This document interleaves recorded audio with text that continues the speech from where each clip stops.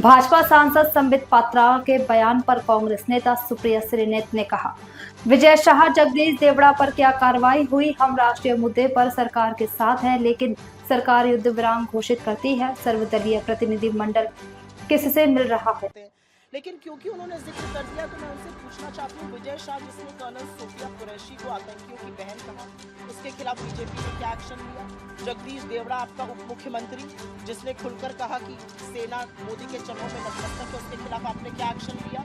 RS Pathania जो कहती है वायुसेना नालायक है, उसके खिलाफ आपने क्या एक्शन लिया? तो बीजेपी में भी दो धड़े।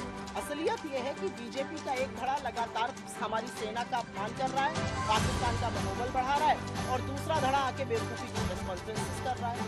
हिंदुस्तान के लिए जब जरूरत होगी हम सरकार के साथ खड़े हैं। लगातार सरकार को हमने कहा है आप कोई भी कार्रवाई करिए, हम खड़े हैं। हमारी सरकार ही अमेरिका कहता है ट्रेड के दबाव में कर लेती है, इस पर हमारी सरकार के प्रधानमंत्री के मुंह से एक शब्द नहीं निकलता है। और असलियत ये भी है कि आप देश दुनिया में भेज रहे हैं अपने डेलीगेशन, हम आपके साथ हैं, भेजिए।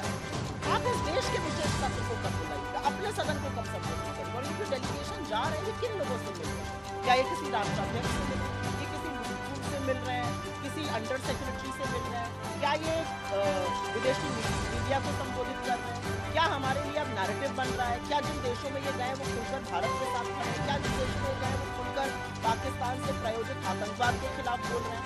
आज विश्व में रूस और पाकिस्तान की डील हो रही है, अमेरिका और टर्की की डील हो रही है, चाइना हम प्याला हम निवाला बना हुआ पाकिस्तान के साथ। आपने ज्यादातर बड़े देशों को पाकिस्तान के खेमे में डाल दिया है।